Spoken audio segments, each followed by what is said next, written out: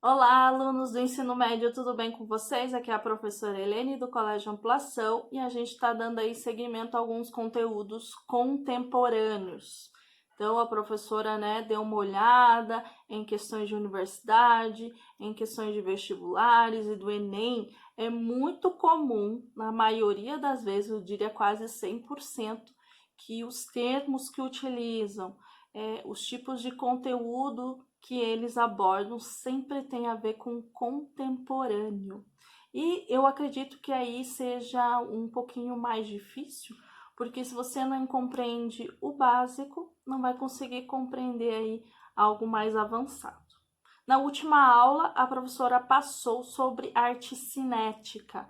Então, retomando, a arte cinética é aquela que se move, né? Então, vai ter dois pontos principais: ou ela se move, ou ela vai interagir com o público.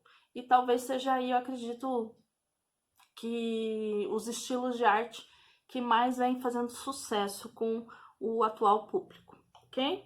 Mas antes da professora finalizar o conteúdo de arte cinética, eu gostaria de falar sobre o principal estilo que possibilitou aí os ideais da arte cinética, que é a op art. Então, a op art, ela vem de optical art. Então, parte do princípio de que, na verdade, a idealização, a filosofia desse estilo, eles dizem que é menos razão e mais visão. Então, o que esses artistas faziam? Eles pintavam telas de uma forma que parece que se movem, mas não, elas são estáticas. Isso quer dizer para a gente o quê? Para a gente prestar muita atenção no que a gente olha e no que a gente acredita, no que o olho faz a gente acreditar, porque ele vai questionar exatamente essa relação do olho com o cérebro, o que o cérebro interpreta quando ele olha. E eu quero que vocês prestem muita atenção que gente, é pintura em tela. Vai dar a impressão de que foi feito por uma máquina, né? Como se fosse da impressora. Mas não. E vai ter dois artistas aí que a professora vai colocar. Temos o pai da Op Art, que é o Victor Vassarelli. Já teve algumas exposições ali no Museu Oscar Niemeyer e eu acredito que uma das telas até seja do próprio museu. E o outro, a professora vai citar uma mulher, raramente, a mulher está presente aí na história da arte. Agora, que ela vem, a partir do século XX, que ela começa a adentrar na arte. Não que não tivesse antes, mas eu digo com mais peso, E a Brigitte Heilo. E ela também, ela é uma inglesa e vai também pintar esses padrões, de arte que parece que se movem. Então, provavelmente na internet vocês já devem ter topado com ilusões óticas, que é aquele que você tem que olhar 5 minutinhos lá no determinado ponto da tela, aí se você olhar na parede vai aparecer a imagem, ou parece que está piscando. Então, a op art é exatamente isso, é querendo te enganar, parecendo de que se move.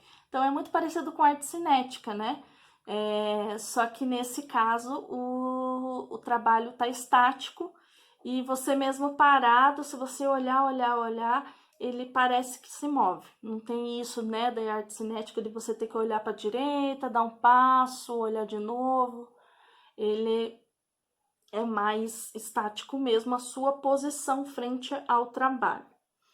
Falando um pouquinho dos trabalhos, é muito comum o preto e branco, porque o preto e branco ele facilmente pode ser enganado, A estrutura como eles constroem o preto e branco fortalece essa ilusão, e sempre em formas geométricas respeitosamente construídas.